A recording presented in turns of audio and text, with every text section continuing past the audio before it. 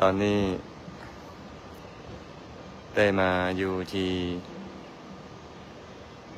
มหินทะเลนะมหินทะเล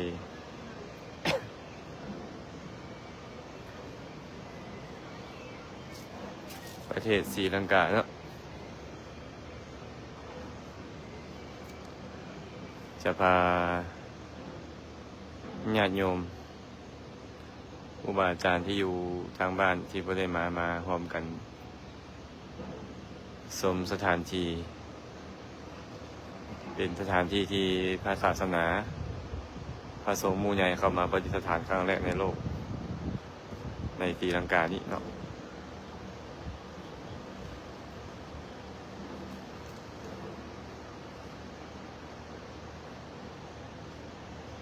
เป็นภูเขาสูงเดี๋ยวจะที่พายางขึ้นไปนะก่อนอื่นกลับมาเบิ่งทางลุ่มนี้ก่อนเนาะทางลุ่มเอิ้นว่ามหินทะเลแถวนี้นี่ควรจะเป็นสถานที่ที่พระราชาพบกับพระมหินทเถระผู้นำศาสนาเข้ามาเผยแผ่อยู่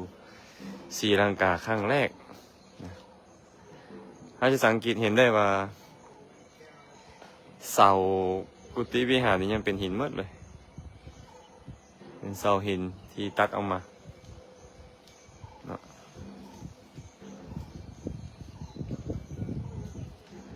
ผู้ใดเข้ามาแล้วก็ซอยแซไปเป็นธรรมทานเด้อ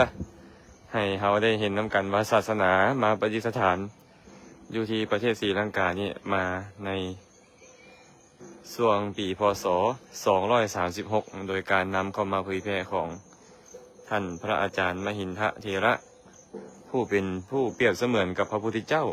องค์ที่สองของศรีลังกาเพราะหากบ่มีพระมหินทเถระ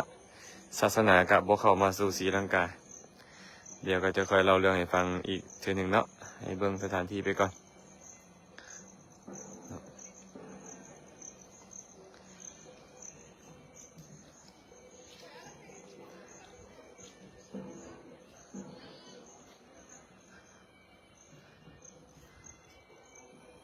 เขาเห็นบ่หินเนาะหินก้อนใหญ่ๆที่เพิ่นเอามาห้องเพิ่นนี่นะ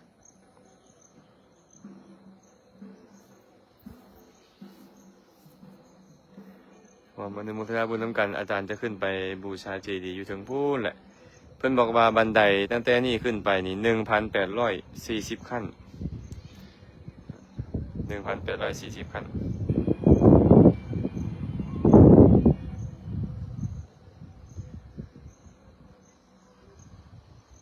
เดี๋ยวจะอธิบายฟังนิดนึงเนาะว่าสถานที่นี้มีความสำคัญแนวไหน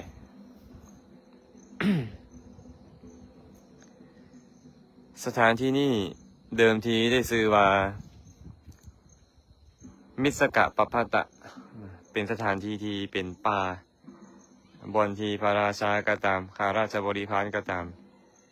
จะมาล่าสัตว์โดยเฉพาะเป็นงานประจำปีจะพากันมาล่าสัตว์อยู่นี้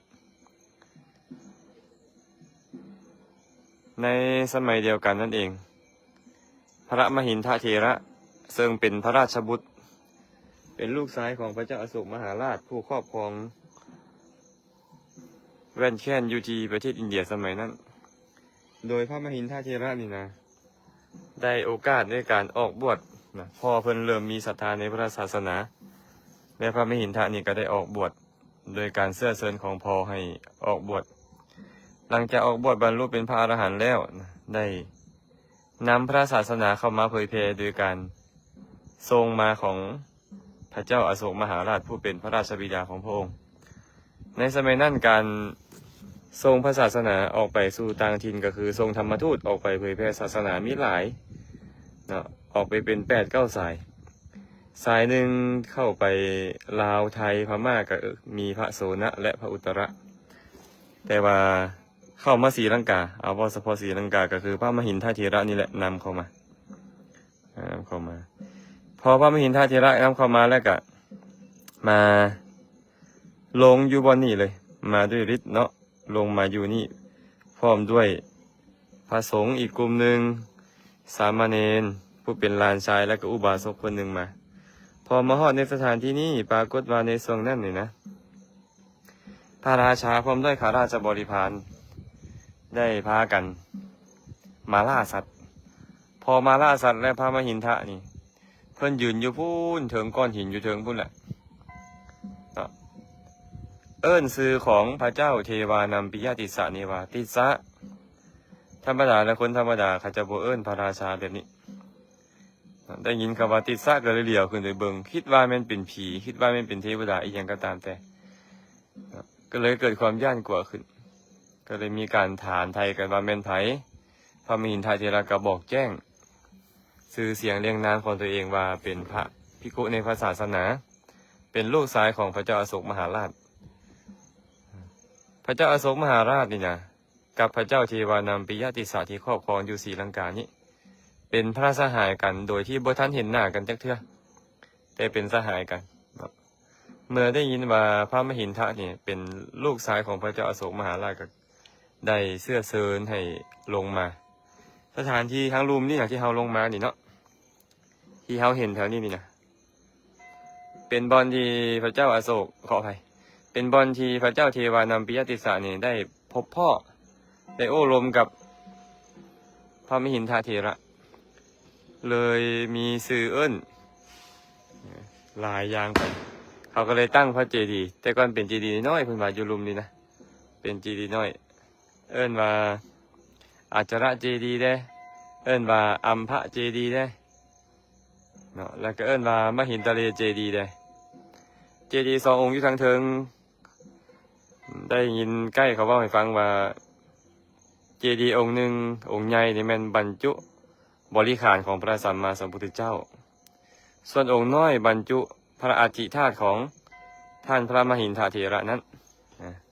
อันนี้บอกให้ฟังคร่าวๆก่อนเนาะหลังจากพระราชาได้ฟังธรรมเทศนา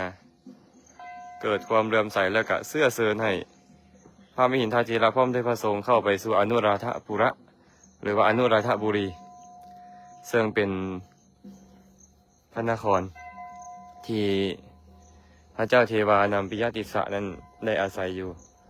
เข้าไปในสถานที่นั่นแล้วก็มีการสร้างวัดถวายเอิ้นวัดนั้นว่าอิสุรุมุเนียถ้าหากบอกเป็นภาษาบ้านเฮาน่าจะเป็นอิสระมุนีเนาะเพราะว่ามีการบวชของพระภิกขุ500 องค์พร้อมกันอยู่หั่นเนาะ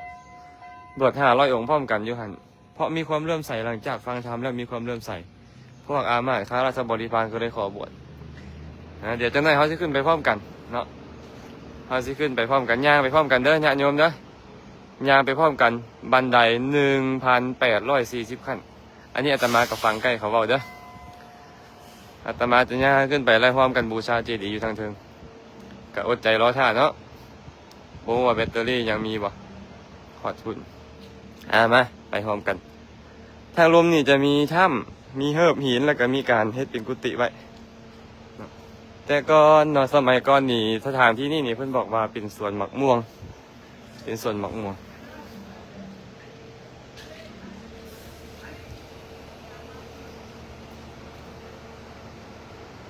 มีกวางมีฟ้าลายว่าสมัยก่อนเดี๋ยวนี้เหลือแต่ลิงให้บ่ลิงแต่เอ็มเลยใครเขาบอกว่าให้ปิดดีๆเด้ออันผงนะเขาสั่นบ่ฮู้ว่าได้ยินเสียงบ่ต้องญาติโยมเนาะคันได้ยินเสียงก็คอมเมนต์เข้ามาเด้อคันบ่ได้ยินก็บอกนี่เป็นห้องหอยของโบราณสถานโบราณวัตถุที่ยังหลงเหลืออยู่ห้องหอยของกุฏิวิหารเป็นเครื่องซื้อให้ฮู้ว่าสมัยก่อนนี่หุ่งเฮืองหลายสถานที่นี่เนาะ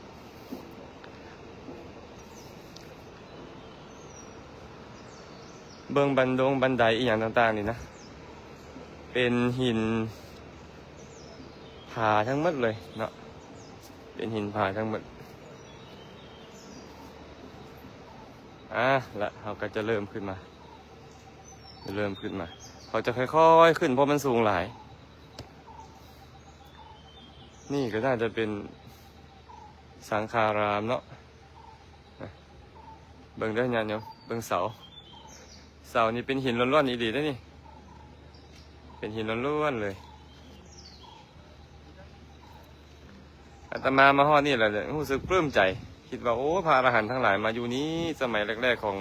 พุทธศาสนาที่เข้าศรีลังกานี่นะก ก็ได้แต่ตามระลึกถึงคุณของพระสงฆ์เพิ่นเนาะที่เพิ่นนำศาสนาเข้ามาเผยแพร่คันบ่มีพระมหินทเถระในมือนั่นกับบ่มีศาสนาอยู่ในประเทศศรีลังกาก็เลยมาตามเมืองฮองฮอยเพิ่นอาตมาได้อ่านประวัติเพิ่นมาหลายเป็น10กว่าปีแล้วเนาะอ่านประวัติของท่านพระมหินทเถระนี่นะมาเฮ็ดงานศาสนาได้ดีหลายข้าปรารถนาอยากเป็นแบบเพิ่นเด้เนาะอยากนำธรรมะเข้าไปประดิษฐานในจิตในใจของญาติโยมกันเริ่มเด้อวันนี้เด้อ1,840 ขั้นเฮาสิฮอดใส่มื้อนี้ เฮาสิฮอดใส่พระมหินทเถระนี่แรกเริ่มเดิมทีเนาะอันนี้ก็สิเล่าเรื่องของเพิ่นให้ฟังไปแรกเริ่มเดิมทีท่านพระมหินทเถระนี่เป็นพระราชบุตรเป็นลูกชายของพระเจ้าอโศกมหาราชพระเจ้าอโศกมหาราชนี่เป็นพระราชาที่โหดเหี้ยมหลายอยู่ที่ประเทศศรีลังกามีราชธานีอยู่ที่ปาตาลีบุตรอยู่ที่เมืองปาตาลีบุตรประเทศอินเดียพุ่นละภายหลังที่พระองค์ได้ฆ่าคนหลายเกินไปนอนกับฟันเห็นภาพมันมาปรากฏเป็นเลือดเป็นอีอย่างต่างๆนั่นแหละเนาะที่มาปรากฏก็เลยเป็นเหตุให้บ่สบายใจได้เสื้อเซินให้นักบวชนอกศาสนาเมื่อก่อนเพิ่นยังบ่ได้มีความเลื่อมใสในพระศาสนาเถื่อได้เสื้อเซินให้นักบวชนอกศาสนา500 คนเข้ามาฉันมาบริโภคอยู่ที่พระราชนิเวศของพระองค์ปรากฏว่าพวกที่เข้ามาบริโภคอาหารกับบ่สำรวมเลยทั้งฉันอาหารทั้งเว้าทั้งโอ้ทั้งลมเสียงโวนแซวเศษอาหารกระโตกตามสถานที่ต่างๆพระเจ้าอโศกก็เลยบ่สบายใจแห้งบ่สบายใจยิ่งกว่าเก่า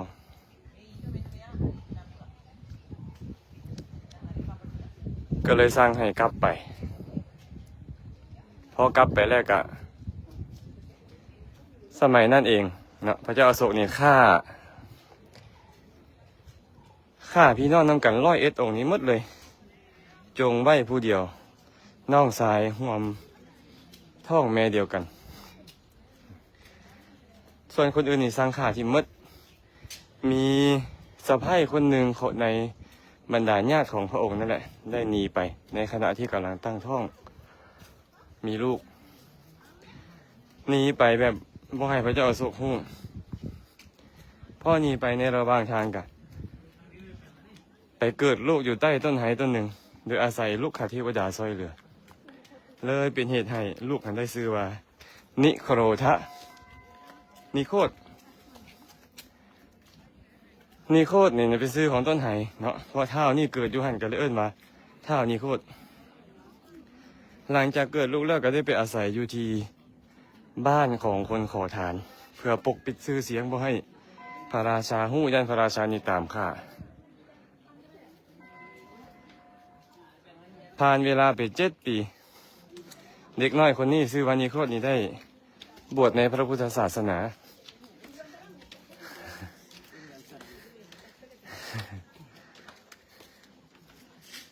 หลังจากบวชแล้วกับบรรลุเป็นพระอรหันต์อายุบวรเดี๋ยวว่าสบายดีครับนี่โยมมาด้วย หลังจากที่สามเณรได้บรรลุเป็นพระอรหันต์แล้วเนาะ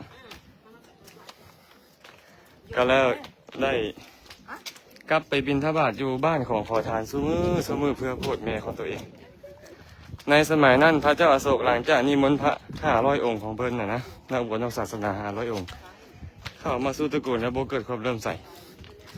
ก็เลยขึ้นไปอยู่ที่ราชนิเวศได้เดี๋ยวเห็นสามเณรนี่โคตรผู้ย่างไปด้วยอาการสำรวมสามเณรน้อย7 ปีเนาะย่างไปด้วยอาการสำรวมไปเหตุให้พระเจ้าอโศกนี้เกิดพระราชศรัทธาเริ่มใสเมื่อเกิดพระราชศรัทธาเริ่มใสแล้วได้ให้มหาดเล็กนี่ไปนิมนต์สามเณรนี่โคตรมาพอสามเณรนี่โคตรมาฮอดแล้ว ได้เสื้อเสื้อให้นางถึงอาสนะแล้วก็ขอฟังธรรม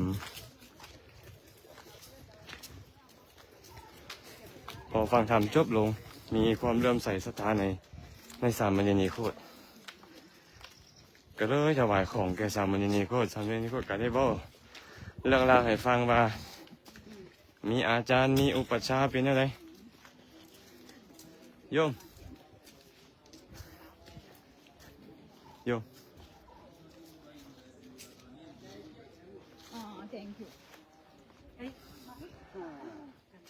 หลังจากมีศรัทธาเริ่อมใส่ไปนั่นแล้วก็ได้บอกให้ฟังว่าอาจารย์เป็นอะไรอุปัชฌาย์เป็นอะไรพระสงฆ์เป็นอะไรก็เริ่มใส่ยิ่งขึ้นไปตั้งแต่นั้นเป็นต้นมาก็มีความเริ่อมใส่ในพระศาสนาอาศัยสามเณรน้อยองค์เดียวเนาะมีมือหนึ่งพอพระสงฆ์กับเจ้านี่นะได้มีการบ่เข้าอกบ่เข้าใจกันเพราะว่าสมัยนั้นเพิ่นศรัทธาในศาสนาแล้วศาสนาหุ่งเฮืองหลายศาสนาในภายนอกนี่นะก็เริ่มบ่หุ่งเฮืองคนภายนอกศาสนานี้บ่ได้การอุปถัมภ์ดูแลกันเลยปลอมบวชเนาะพอปลอมบวชเข้ามาแล้วก็แสดงลัทธิของตัวเองว่าตัวเองเป็นแนวนี้เป็นแนวนั้นนะแสดงลัทธิของตัวเองเห็นพิษอยู่สินะพี่กูทั้งหลายผู้มีความยินดีพอใจใคร่ทำให้สิ่งใครทำก็เลยบ่อยากลงฟังปฏิโมกข์นำเพราะว่าธรรมดาพระสงฆ์ข้าเจ้านี่นะยันยังการลงหัวฟังปฏิโมกข์กับภิกขุผู้ทุศีล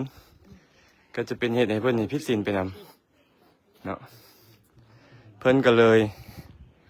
บ่ยอมลงปฏิโมกข์นำบ่ยอมลงฟังปฏิโมกข์นำก็เป็นเหตุให้พระเจ้าพระราชานี่คิดในใจว่าให้จังได๋น้อให้พระสงฆ์ข้าเจ้านี่นะเพิ่นพร้อมเพรียงกันสมัครสมานสามัคคีกันก็เลยสร้างอามาตย์ไปพอสร้างอามาตย์ไปอามาตย์กับบ่ฮู้ใต้บ่ฮู้เหนือหยังเนาะเข้าใจผิดนะบ่ฮู้ใต้ฮู้เหนือหยังก็เลยพยายามที่จะบังคับให้พระสงฆ์ข้าเจ้านี่ให้ลงปฏิโมกข์พร้อมกันคันบ่ลงล่ะสิฆ่าทิ่มว่าซั่นนะคันบ่ลงล่ะสิฆ่าทิ่ม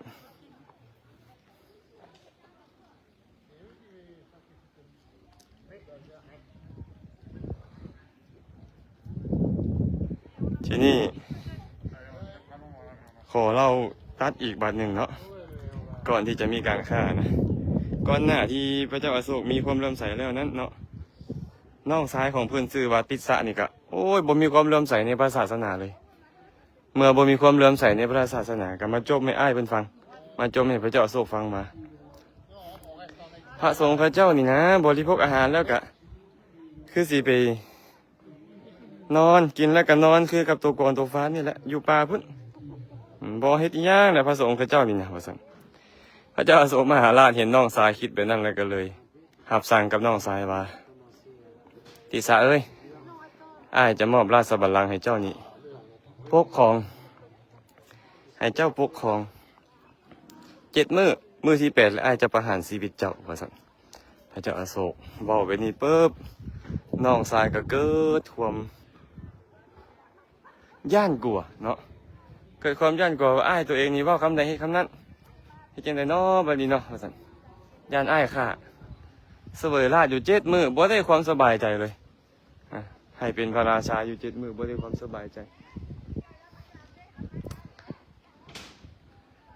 จนว่ามื้อที่8ละพระเจ้าอโศกก็เลยเข้าไปหาเป็นยังไงครอบครองราชสมบัติอยู่7 มื้อแล้วเป็นยังไงเนาะน้องติสสะเอ้ยเป็นยังไงว่าซั่นน้องชายเพิ่นติสสะนี่ก็เลยบอกว่าโอ้ยบ่ได้ความสบายใจเลยขนาดนอนก็บ่หลับ นอนก็นอนบ่หลับว่าซั่นพระเจ้าอโศกก็เลยบอกว่าติสสะนี่แหละพระสงฆ์ข้าเจ้าเพิ่นอยู่ด้วยความบ่ประมาทบ่แม่นจะไปนอนอยู่เด้อเพิ่นเห็นภัยคือความแก่ความเจ็บความตายนี่แฮงกว่าอีหยังนี่เพิ่นจะไปนอนได้จังได๋ติสสะเอ้ยว่าซั่นน้องชายของพระเจ้าอโศกผู้ชื่อว่าติสสะก็เลยขอบวชซะเลย ขอบวชเนาะพอออกบวชแล้วลูกเขยของพระเจ้าอโศกก็เลยออกบวชนำเป็นอันว่าทั้งลูกเขยทั้งน้องสายได้พากัน ออกบวชเนาะอาตมาจะขึ้นต่อไปเด้อจะขึ้นต่อไป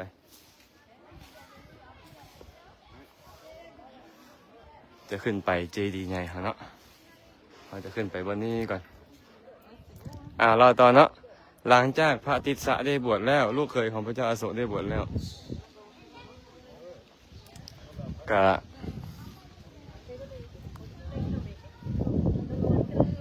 อยู่ในสมาคมที่อามาตย์กำลังจะไป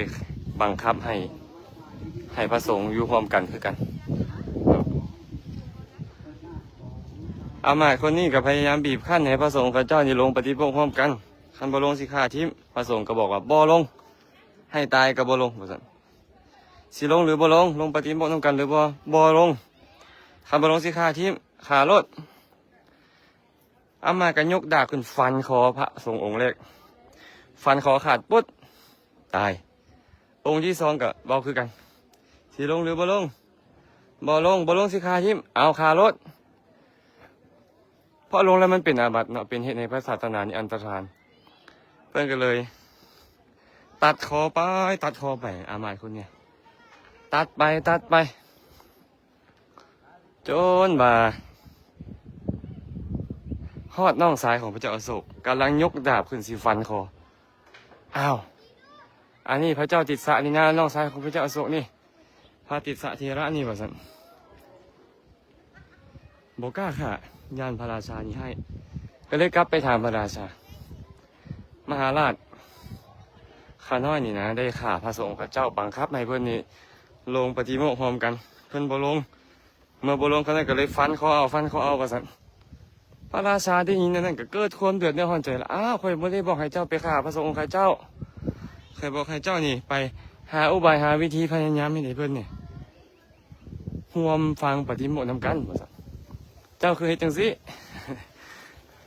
พระราชาก็เดือดร้อนใจโจนเราไปหาพระสงฆ์ข้าเจ้าโอ้นี่คนศรีลังกาข้าเจ้าสาธุอายุบ่บ่อนก็เลยได้เข้าไปหาพระสงฆ์ข้าเจ้าก็ไปถามว่าเขาน้อยผิดบ่ที่เขาได้สร้างแบบนั้นน่ะเขาน้อยสร้างให้เราให้อำนาจนี่นะไปพยายามอายุบ่บ่อนมีงูบนตัวนี้มีงูบนตัวนี้งูก็สิมาไหวเจดีย์ทำกันไปใส่ต้อนรับบ่ไอซี่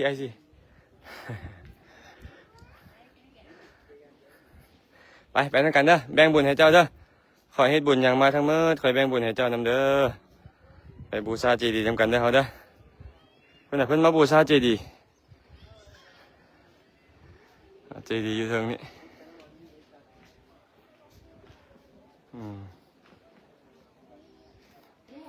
อันนี้เพิ่นจ่ายเพิ่นให้เพิ่นไปบูชาเจดีย์มันสิไปนำไ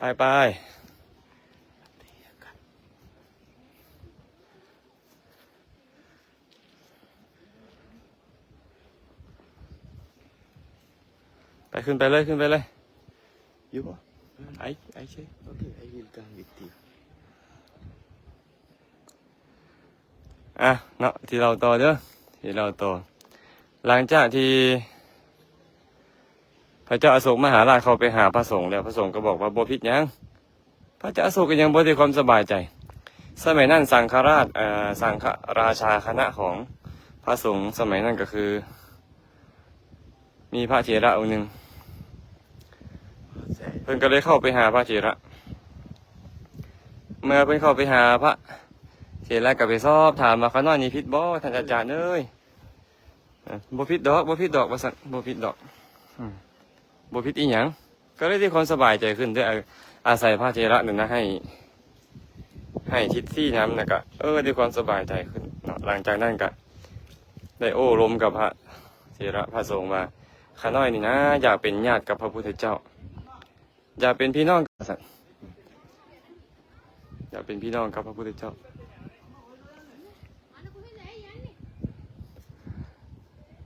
ระเถระก็เลยบอกว่าหากมีลูกให้ลูกได้บวชเจ้าจะได้เป็นพี่น้องของพระพุทธเจ้าอ๋อที่เราเห็นอยู่นี่เพิ่นบอกว่าเป็นสถูปบรรจุอุณโลมของพระสัมมาสัมพุทธเจ้านะแล้วก็บรรจุบริขารของพระพุทธเจ้า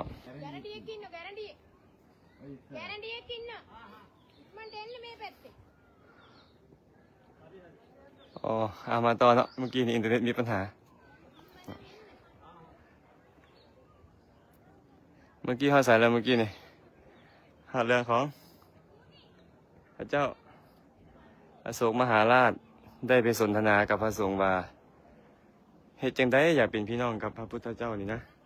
พระสงฆ์ก็เลยบอกว่าคันมีลูกให้ลูกได้บวชพระราชานี่มีลูกชายผู้เดียวเนาะก็เลยตัดสินใจไปขอให้พระมหินทาเถระนี่ว่าบวชซะได้บ่มหินทาเจ้าบวชซะได้บ่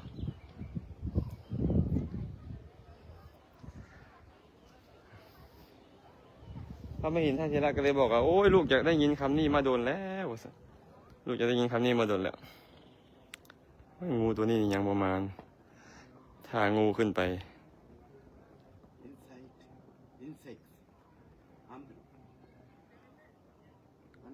ฮะ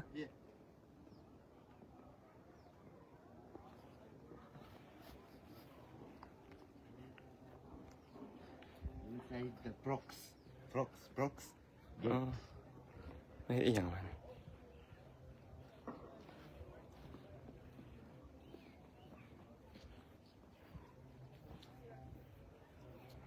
โอ้มันจะเข้านี้บอลยูมัน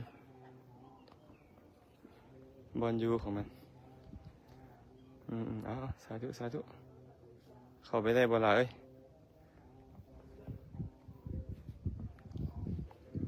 พอดีมันมาต้อนรับงูสิงเนาะงูสิงทอง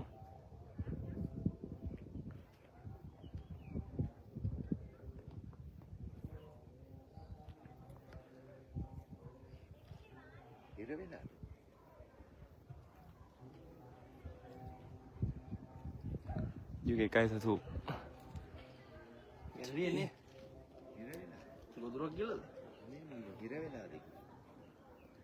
โอเคยามันนะยามันบอกกับคนศรีลังกาบอกว่ายามันหูสีหูเรื่องบ่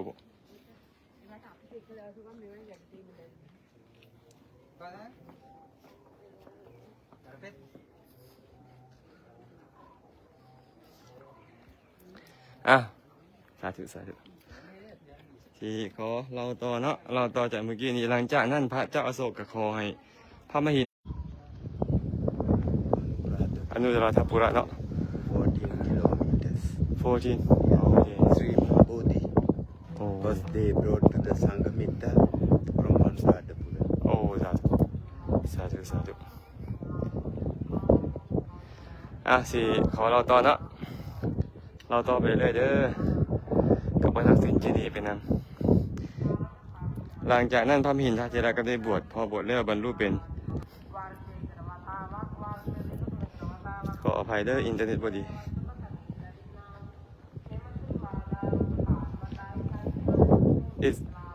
อาราธนา Yeah, you know the Mahinda monks Thero arrival, Sumana Samanera Buddhist monk went up, invite to the god. First ceremony, they 14,000 people with the king and the god invite. Follow up that Buddhist Dharma. Thank you มันบอกว่าเป็นที่ที่พระมหินทาเถระพระสามเณรนี่นะเอาสายฤทธิกธาตุอีกอย่างมาเนาะ Buddha very new built, 1985. Andrew, you like this hand? I take photo. Buddha, your hand. Okay. Here, stand in here, like this. Like this. Buddha, get your hand like this. Okay. This is the camera. ท่านบอกว่า Yes, up.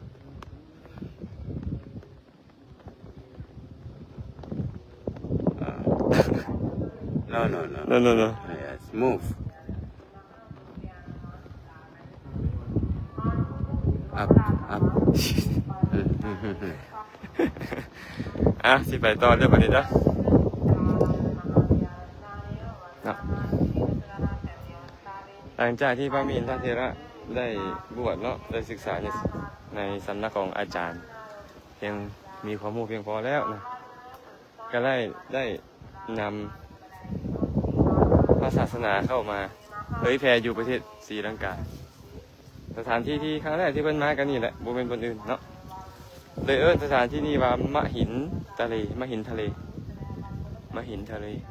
Mihintale. มหินทะเล Mihintale. มหินทะเล Mihintale. Tale is the mountain. Mihidu is monk, Buddhist monk. Came to the mountain, land in Mihintale. อ่า Before no any name, jungle, animals. After Mihintale, Mahindatero. เป็นที่ทีมพระมหินทเถระมาลงครั้งแรกมาลงครั้งแรกอยู่ที่บนนี้เนาะก่อนที่จะได้พบพ่อกับพระเจ้าเทวานัมปิยติสสะได้พบพ่อกับพระเจ้าเทวานัมปิยติสสะ This is the lake, man-made. After the Buddhism start, king orders develop the agricultures. 365 lake man-made. Later 2,000 man they came be a monk living here. People giving dana.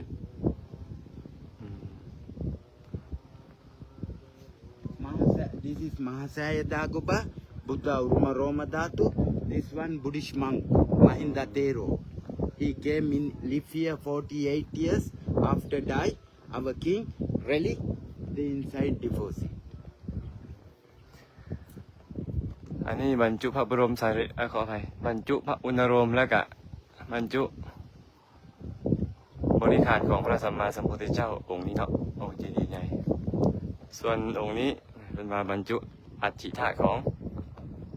พระมหินทเถระผู้เป็นเปรียบเสมือนกับพระพุทธเจ้าองค์ที่สองของศรีลังกาเนาะเพราะว่าพระมหินทเถระนำศาสนาเข้ามาเผยแผ่เทศนาธรรมให้มีการบวชครั้งแรกอยู่ที่วัดอิสรุมุนีจึงค่อยมีพระภิกขุในศาสนานี้500 องค์ทีเดียวเลยอยู่ฮั่น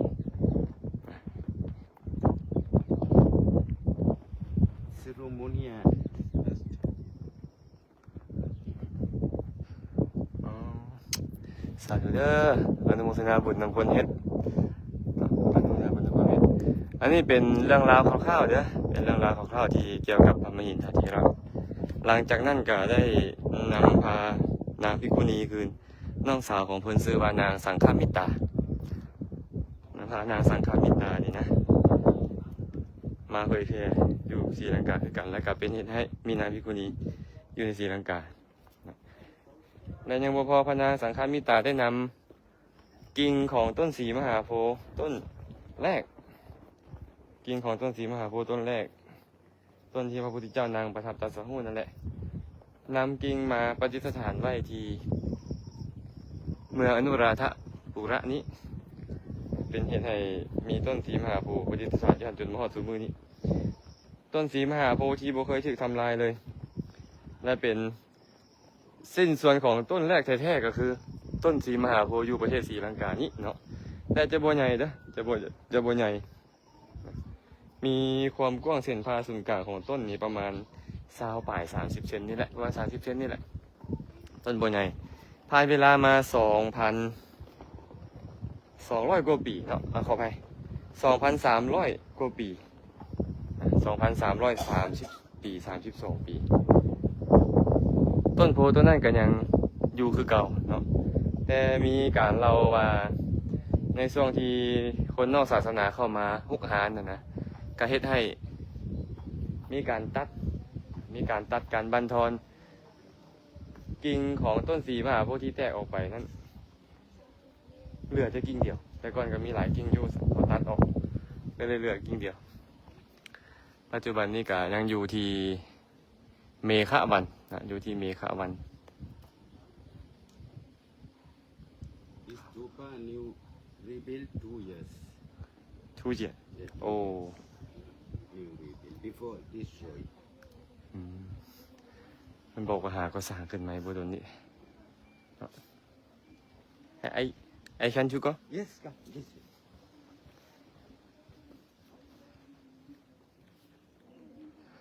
ว่าภาษาอังกฤษก็บ่เปลี่ยนน้ำเขาเขารวมกับเจ้าคือฮู้เรื่องนี้ได้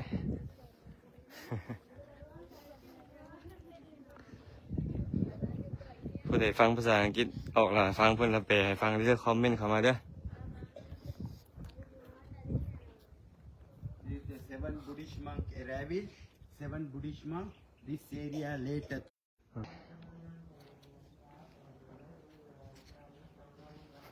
เป็นสถูปของสามเณรน้อยที่ เป็นหลานของพระเจ้าอโศก เป็นหลานของพระมหินทาธิราชนั่นแหละ Anuradhapura. อนุราธปุระ อนุราธปุระ 14 kilometers. 14 กิโลเมตร มีการสร้างสถูปไว้บนหันเนาะ อนุราธปุระเขาไปแล้วเมื่อวานนี่นะเขาไป แต่ยังบ่คันเข้าฮอดเจดีย์ Ruan Valley. สุวรรณมาริกะเจดีย์ Yeah, Abhayagiriya. อภัยกิริ Jetavanaramya. เชตวนาราม Mirisavatiya. เมริสวัสดี Other one is the new one. Last president,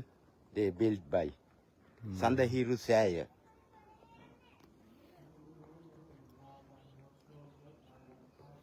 This is the caves. Caves before Buddhist monk meditation. อืม 68 caves. สาธุสาธุ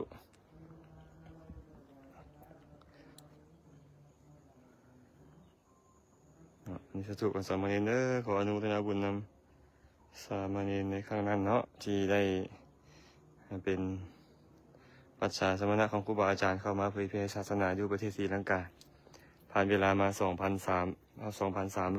2,330 ปีแล้ว 32 ปีแล้วเนาะก็มาฮอดปัจจุบันนี้ศาสนาอยู่ศรีลังกากับรุ่งเรืองจึงจะมีเรื่องราวขับขันเกิดขึ้นเป็นเหตุให้ศาสนาอ่อนกำลังก็ได้อาศัย พระสงฆ์จากพม่าได้จากมอญได้จากไทยได้เข้ามาเผยแผ่สืบทอดศาสนาเนี่ยได้ฟังข้าเจ้าลมให้ฟังเนาะใกล้เพิ่นก็ลมให้ฟังครูบาอาจารย์ลมให้ฟังว่า ปัจจุบันนี้ในประเทศศรีลังกามีพระสงฆ์อยู่3 นิกาย 1ก็คือสยามนิกาย 2อมรปุระนิกายและก็3รามัญญนิกาย สยามนิกายนี่เข้ามาประมาณ200 กว่าปีก่อนนะโดยการนำพาเข้ามาของพระอุบาลีเถระนำศาสนาเข้ามาเผยแผ่ในประเทศศรีลังกาเพราะสมัยนั้นศาสนาพุทธในศรีลังกาล่มส่วนอมรปุระนิกายก็คือเป็นนิกายที่นำเข้ามาเผยแผ่จากชาวมอญเนาะพระเถระชาวมอญนำเข้ามารามัญญนิกายก็คือนำมาจากพม่าเนาะแสดงว่าในทั้งหมดนี่นะปัจจุบันนี่นะมี3 นิกายใหญ่ๆนี้ในประเทศศรีลังกานี่เนาะสวดอิติปิโสนำกันจังบาทหนึ่งเด้อเพื่อบูชาคุณของพระพุทธพระธรรมพระสงฆ์นะโมตัสสะภะคะวะโตอะระหะโตสัมมาสัมพุทธัสสะนะโมตัสสะภะคะวะโตอะระหะโตสัมมาสัมพุทธัสสะนะโมตัสสะภะคะวะโตอะระหะโตสัมมาสัมพุทธัสสะอิติปิโสภะคะวะอะระหังสัมมาสัมพุทโธวิชาจรณะสัมปันโนสุขโตโลกวิทูอนุตตรปุริสธัมมาสารถิสัทธาเทวมนุสานังพุทโธภควาเอวังนวหิกุเนหิโลกัมหิกิติพยาปิตังอตุรังธรรมราชานังวันดามิติหิอาทรังสวากาโตภควตาธัมโมสันทิติโกอากาลิโกเอหิปัสสิโกปนายิโกปัจจตังเวทิตาโพวิญโยหิอิเจวังชังหิกุเนหิปะกะตังชินาปูชิตังสัมปติทายกังธัมมังวันดามิติหิอาทรังสุปฏิปันโนภควโตสาวกสังโฆอุชุปฏิปันโนภควโตสาวกสังโฆญาญาปฏิปันโนภควโตสาวกสังโฆสามีจิปฏิปันโนภควโตสาวกสังโฆญาติทังจัตตาริปุริสาจุกานิยัตถปุริสาปุคละเอสาภควโตสาวกสังโฆอ อาหุเนโยปาหุเนโยทักขิเนโยอัญชริกรณิโยอนุตรังปุญญเขตังโลกัสสะเอวังนวหิคุเนหิโลกัมหิวิสุตังกนังอเนกาคุณสัมปันนังวันดามิติหิอาทารังติทันเตนิพุเตจาปิสเมจิเตสมังพลังเจโตปนิธิเหตุหิสัตตาคัจฉันติสุขติงพระสัมมาสัมพุทธเจ้าจะยังทรงพระชนชีพอยู่หรือปรินิพพานไปแล้วก็ตามถ้าหากบุคคลมีจิตเสมอผลของการกระทำการสักการะบูชานั่นก็ยอมสม่ำเสมอเพราะเหตุที่ตั้งจิตไว้ชอบแบบนี้สัตว์ทั้งหลายย่อมเข้าถึงสุคติโลกสวรรค์ได้เมื่อนี้ก็ได้มาฮอดมาถึงสถานที่แล้วเนาะก็จะขอใส่น้ำหอมบูชาสักการะสถานที่น้อมนึกถึงคุณของพระพุทธเจ้าบูชา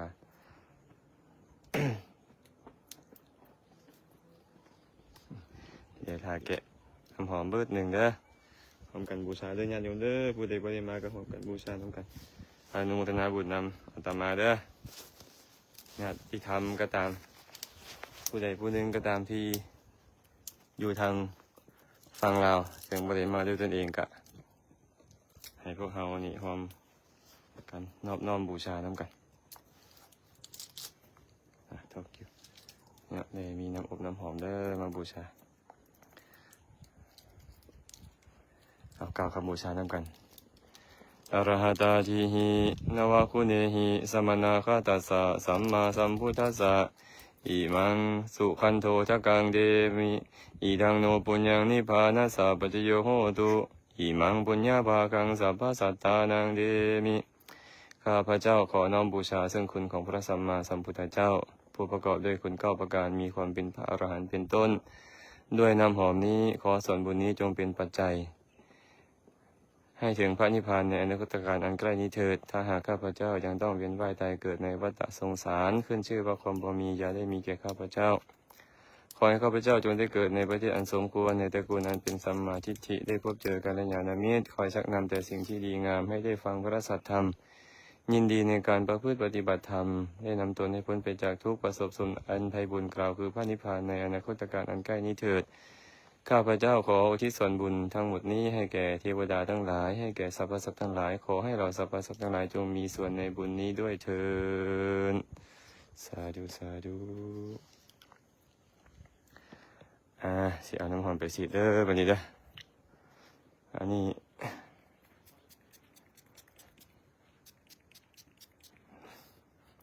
ตินโนตาเรยังมุตโตโมเจยังทันโตธรรมยังสันโตสามยังอาซาโตอาซาสิยัง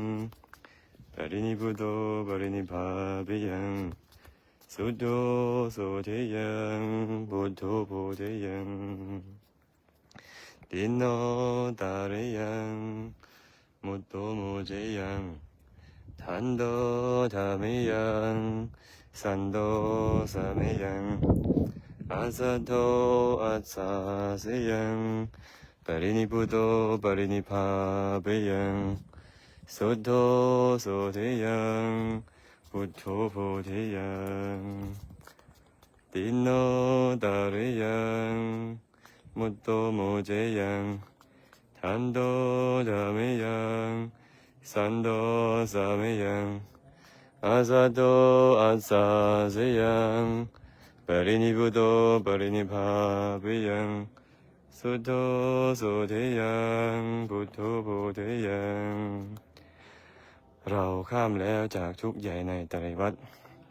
จะช่วยสัตว์ให้ข้ามภัยในสังสารเราพ้นแล้วจากสิ่งลวงบ่วงแห่งมารจะแข็งขันให้สัตว์พ้นกลมายาเราฝึกหัดกายใจได้ดีแล้วจะแน่แน่วฝึกฝนคนอื่นหนาเราสงบแล้วจากกิเลสเหตุกามาจะมุ่งหน้าฝึกเวไนให้สงบตามเราหายใจได้คล่องไม่คล่องขัดจะช่วยสัตว์ให้เบาใจไม่ขั้นครามจะสอนศาสตร์ให้ครบถ้วนกระบวนความเพื่อก้าวข้ามโลก3อย่างปลอดภัย เราดับแล้วจากกิเลสเหตุแห่งทุกข์จะปลอบปลุกชนทุกข์ยากจากหลับไหลอวิชชาตัณหาหมุนหนุนทำใจจงเหือดหายดับสิ้นไปจากใจชนเราบริสุทธิ์ผุดผ่องไม่หมองเศร้าญาณของเราจงรู้แจ้งทุกแห่งหนเพื่อขจัดกิเลสร้ายจากใจชนให้บริสุทธิ์หลุดพ้นมนทินสามเราตรัสรู้สัจจะอริยเลิศสุดประเสริฐกลัวใครในโลกสามจะทั่วทุกผู้ตรัสรู้ตามสมกับนามสัมพุทธพระควาตราบชีวิตลมหายใจชายคนนี้พร้อมยอมพลีให้เป็นทาสพระศาสนาขอรับใช้ใต้เบื้องบาทพระศาสดาเพื่อบ่มกล้าปัญญาโพธิญาณขอแบกรับทุกใหญ่ในภายหน้าคลาตัวข้ายังเที่ยวไปในสังสารเพื่อช่วยสัตว์ให้ก้าวข้ามความกันดารสู่นิพพานอันเกษมเปรมปรีเอ่ยดินโนตาริยังโมโตโมเจยังทันโดธาเมยังสันโดสาเมยังอาซาโตอัสสาเสยังบารินิพุโตบารินิภาเวยังสุโธโสเทยังบุตโตบุเทยังตินโนตาริยัง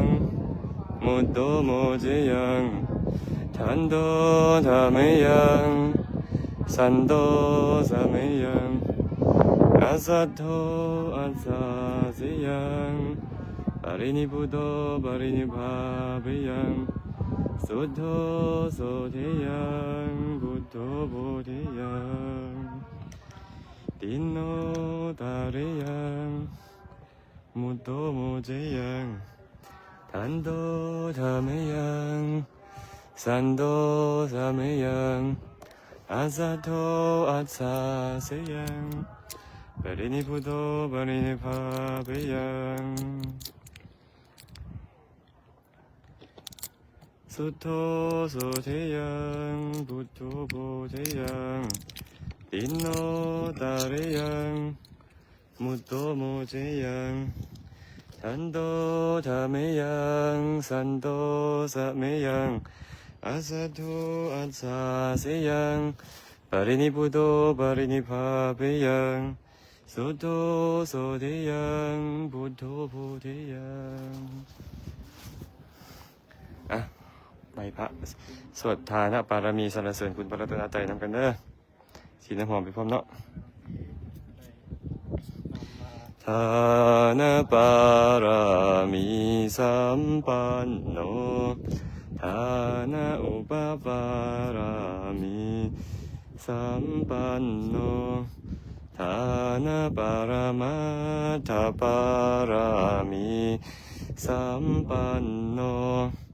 เมตตาไมตรีกรุณามุทิตาอุเบกขาปารามีสัมปันโนอิติปิโสภะคะวะศีลปารามีสัมปันโนศีลอุปปารามีสัมปันโนศีลปรมัตถปารามีสัมปันโนเมตตาไมตรีกรุณามุทิตาอุเบกขาปารามีสัมปันโนอิติปิโสภะคะวะเนคขมมะปารามีสัมปันโนเนคขมมะอุปปารามีสัมปันโนเนคขมมะปารมัตถปารามีสัมปันโนเมตตาไมตรีกรุณามุทิตาอุเบกขาปารามีสัมปันโนเมตตาไมตรีกรุณามุทิตาอุเบกขาปารามี สัมปันโนอิติปิโสภะคะวาปัญญาบารมีสัมปันโน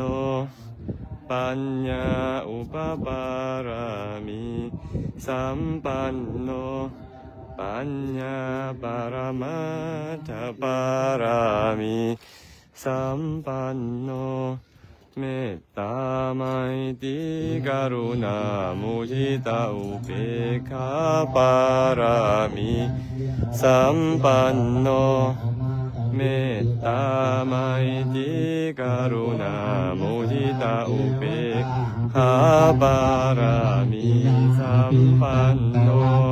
เกวราคังเจตวนังโอกาเสตวาเยนะภะคะวันเตอุกาสังกามิอุกาสังกามิตวะตวันตังอภิวาเทตวะเยกมันตัง วิริยะปารามีสัมปันโนวิริยะอุปปารามีสัมปันโนวิริยะปรมัตถปารามีสัมปันโนเมตตาไมตรีกรุณามุทิตาอุเบกขาปารามีสัมปันโนอิติปิโสภะคะวาขันติปารามีสัมปันโนขันติอุปปารามีสัมปันโนขันติปรมัตถปารามีสัมปันโนเมตตาไมตรีกรุณามุทิตาอุเบกขาปารามีสัมปันโนอิติปิโสภะคะวาสัจจะปารามีสัมปันโนสัจจะอุปปารามีสัมปันโนสัจจะปรมัตถปารามีสัมปันโนเมตตาไมตรีกรุณามุทิตาอุเบกขาปารามีสัมปันโนอิติปิโสภะคะวาอธิฐานปารามีสัมปันโนอธิฐานอุปปารามีสัมปันโนอธิฐานปรมัตถปารามีสัมปันโนเมตตาไมตรีกรุณามุทิตาอุเบกขาปารามีสัมปันโนเมตตาไมตรีกรุณามุทิตาอุเบกขาปารามีสัมปันโนอิติปิโส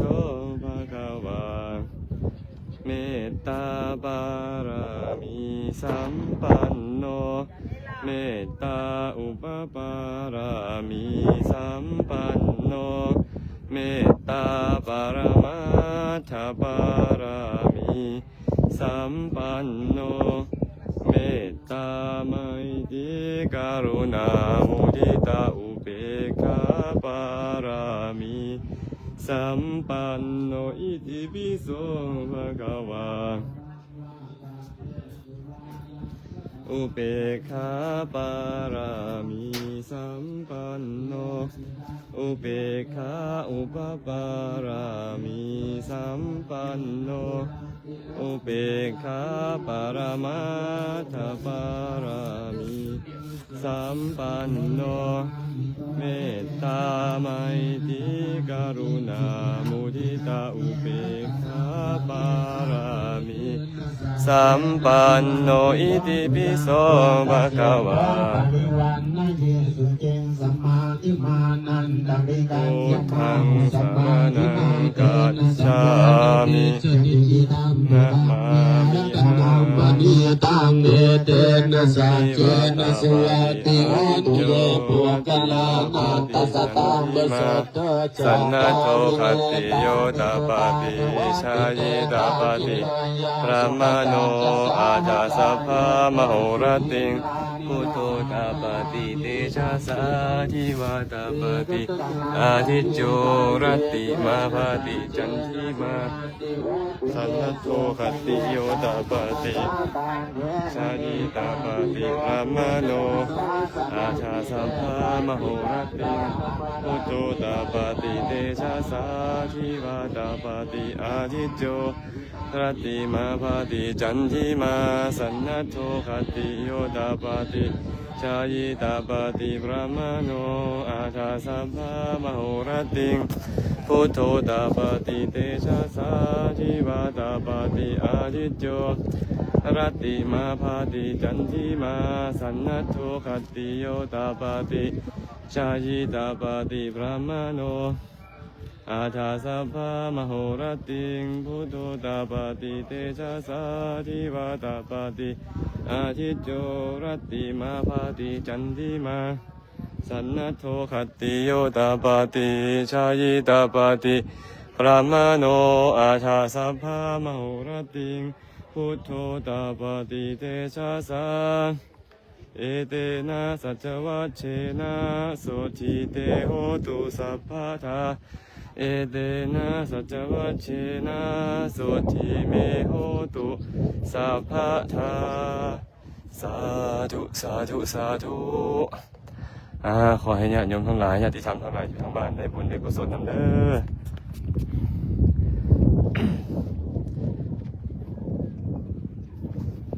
เครื่องบูชาเขาดิเอาจีวรขึ้นมาซื้อเครื่องวิเลยสาธุ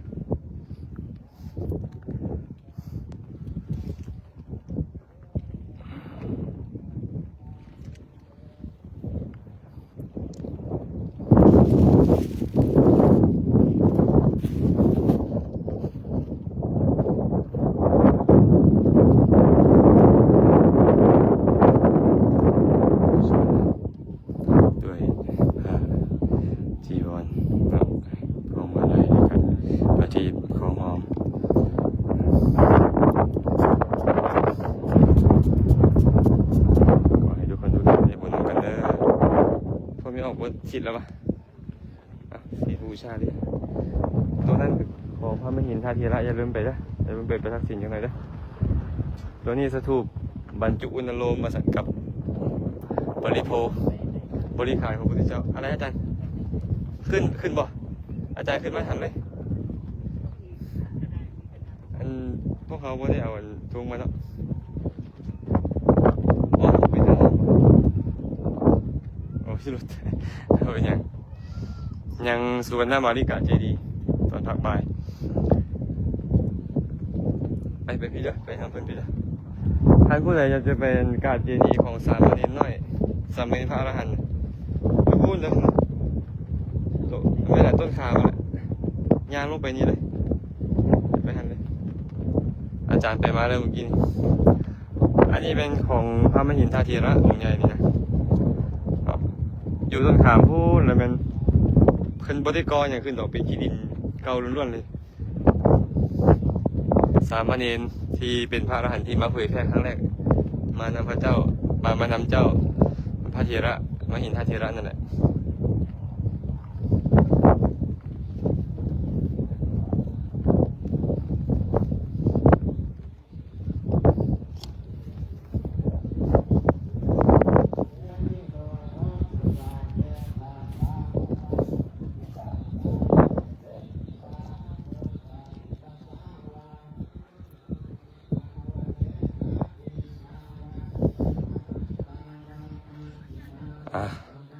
แบ่งบุญในเทวดาที่อยู่แถวนี้น้ำอยู่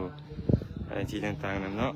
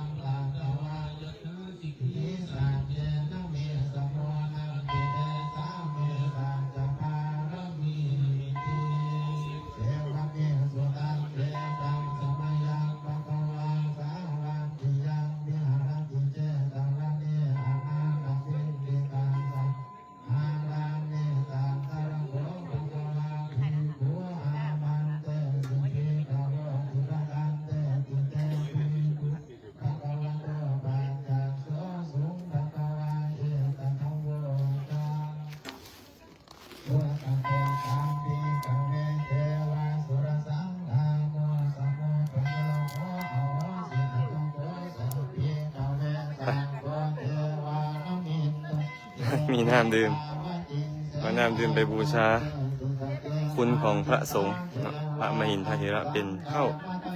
เจดีย์นี่เป็นเจดีย์ของพระมหินทเถระ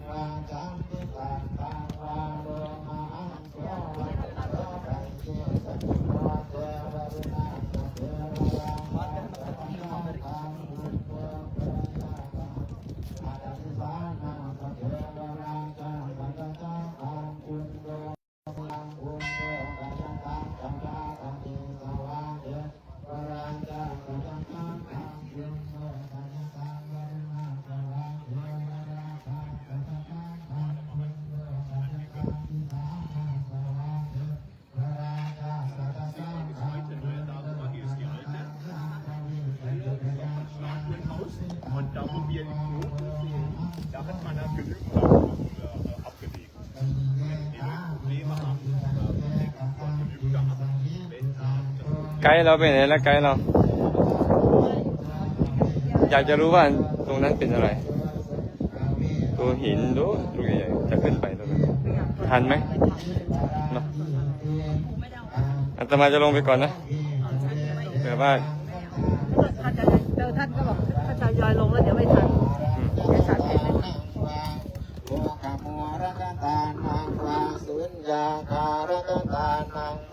ขอมีส่วนร่วมสักหน่อยสาธุขอมีส่วนร่วมสักหน่อยครับ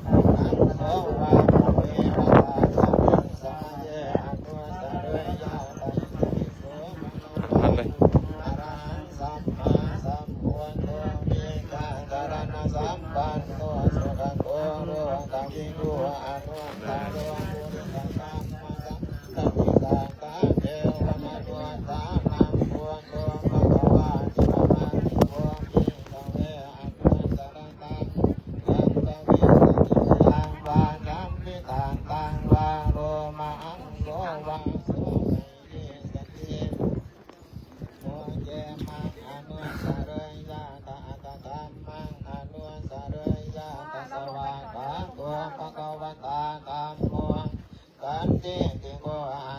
เมืองอนุราชอุระเจดีย์ที่เห็นมีอยู่3เนาะมีเจดีย์เก่าๆอีกเจดีย์หนึ่งเจดีย์เก่าๆนั่นเรียกว่าอภัยคีรีวิหารเป็นเจดีย์ของมหายานสมัยนั้น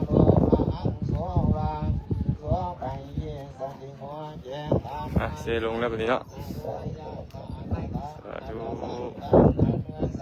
สาธุสาธุ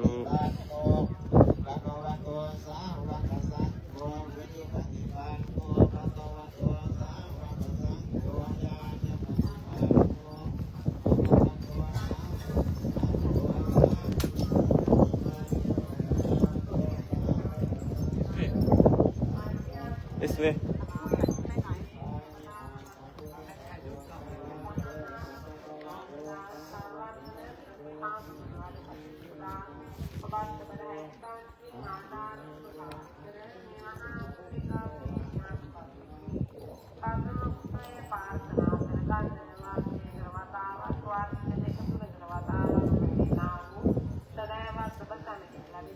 เราไม่ได้ขึ้นไปตรงนั้นนะ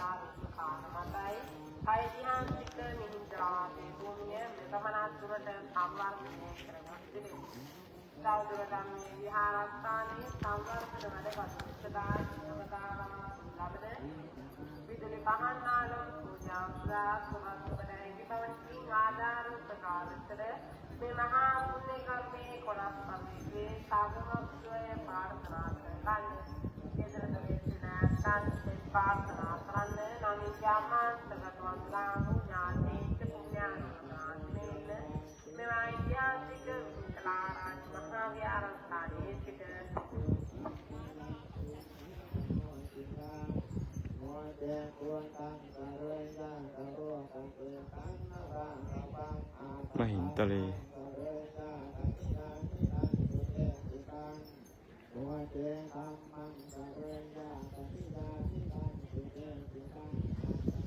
เจดีย์บรรจุ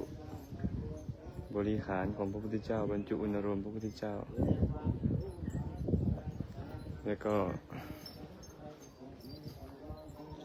เจดีย์บรรจุอัฐิธาตุของท่านพระมหินเถระ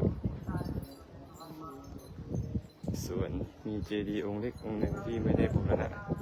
อยู่ฝั่งโน้นเป็นเจดีย์บรรจุอัฐิธาตุของสามเณรที่เป็นหลานของพระเจ้าอโศกมหาราชมาพร้อมกับพระมหินทเถระส่วนด้านนี้เนาะก็จะเป็นเมืองอนุราธปุระ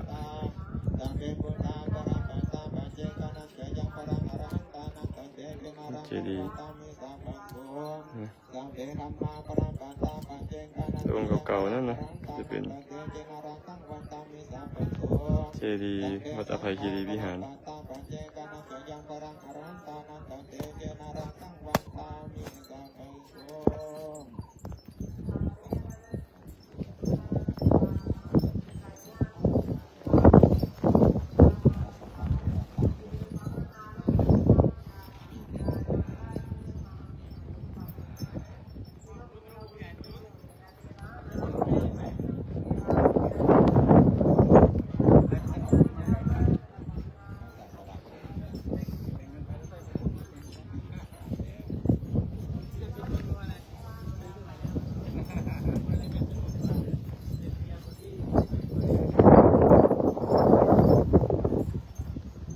มหาดำรงเอ้ยเรียกชื่อผิดมหาสัทยาถ่ายให้หน่อยสักหน่อยนึงก็ดีจะได้รูปสักรูป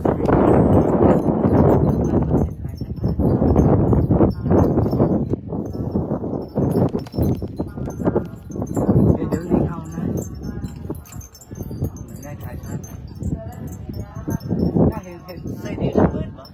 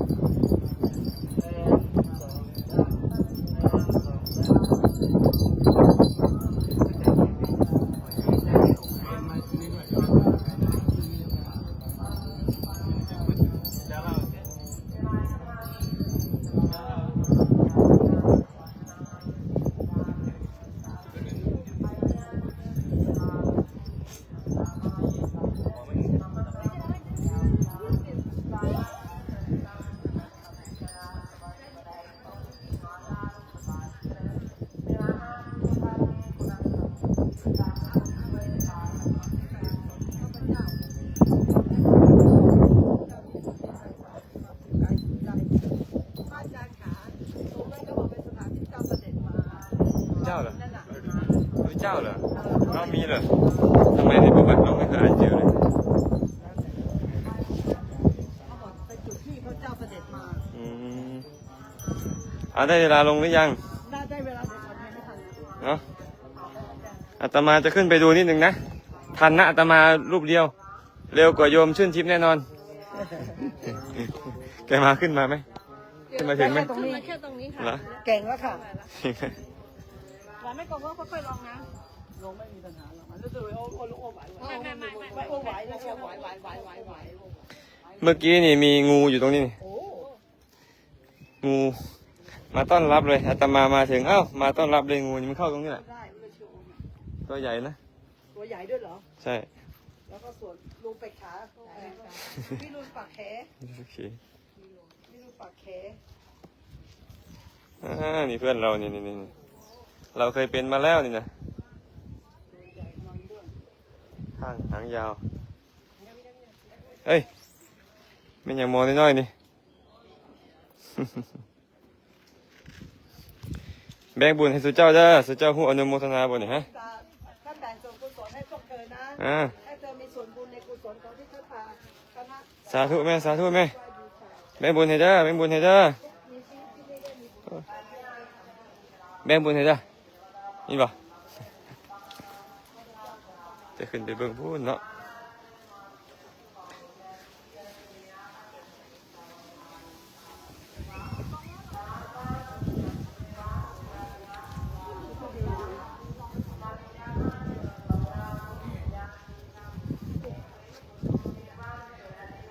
โยมสรัญกมลเจ้าภาพค่าเดินทาง ขึ้นมาถึงเนาะ ใช่ค่ะกำลังจะลง ขึ้นถึงไหม ขึ้นถึง อ๋อสาธุสา ลง ธุ 75แล้วนะ 75แล้ว ใช่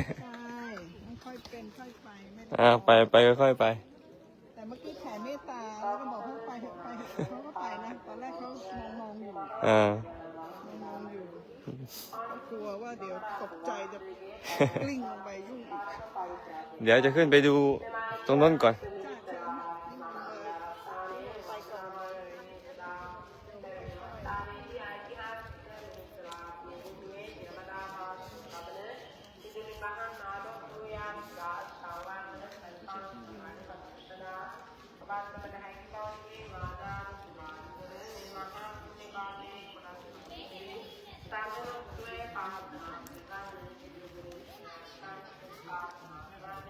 เจดีย์องค์นี้ น่าจะเป็นเจดีย์ที่พระมหินทเถระมาพ่อกับพระเจ้าเทวานัมปิยดิษะเนาะ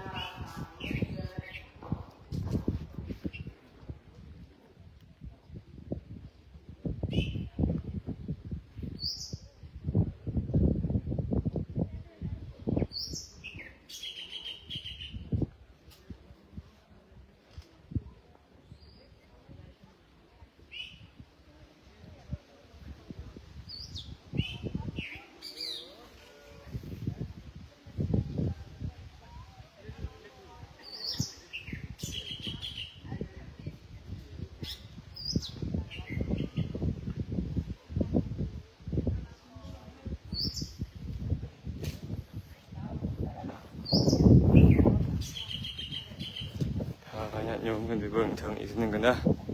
น่าจะเป็นจุดสุดท้ายที่พวกเขาจะขึ้นไป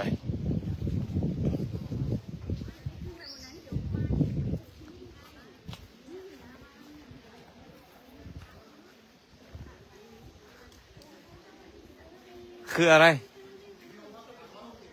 วิว360เลยเหรอ เดี๋ยวขึ้นไปสักหน่อยเนาะพาญาติโยมทางฝั่งลาวไปสาธุ วิวเป็นงามไม่มีอะไรเลยโยม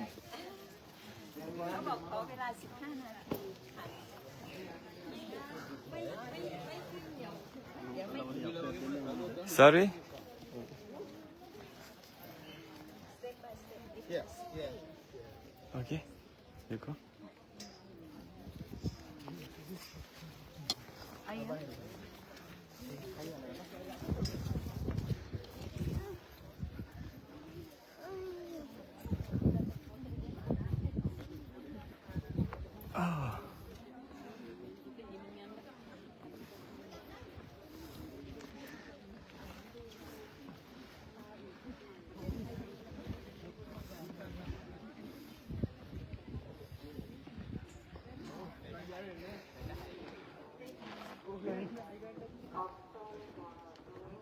Shall we?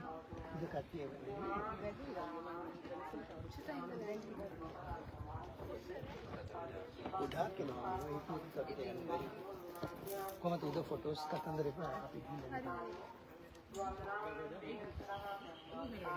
क्या बोली दिया ये ना नहीं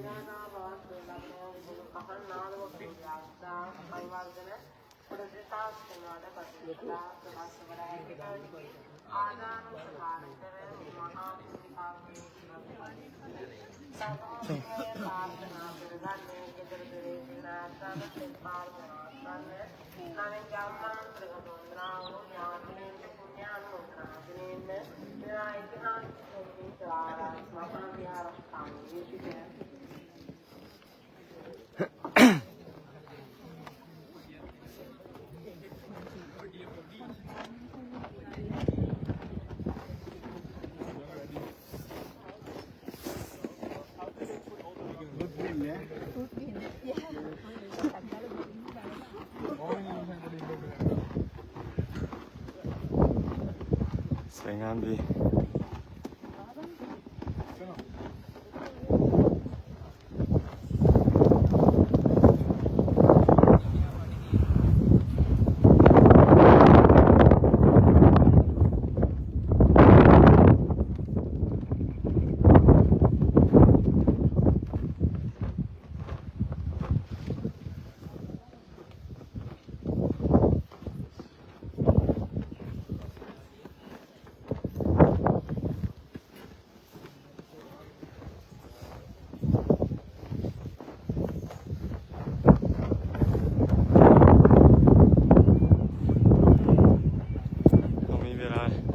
เรามีเวลาอีก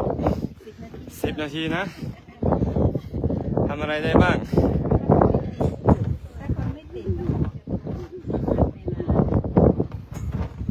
ได้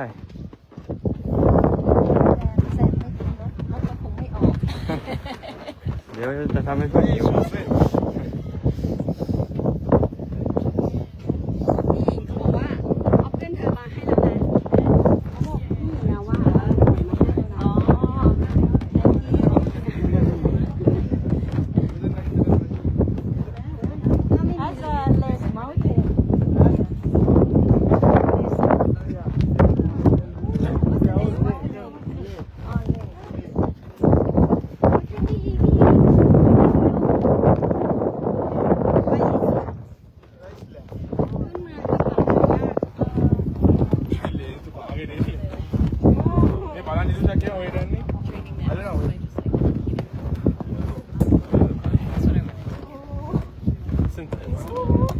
මට අරක බලන්න බෑ හිතන උඩ ගන්න එක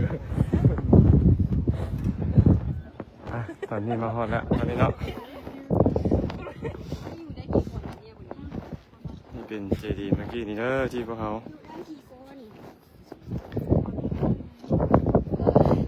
ขึ้นไปเนาะ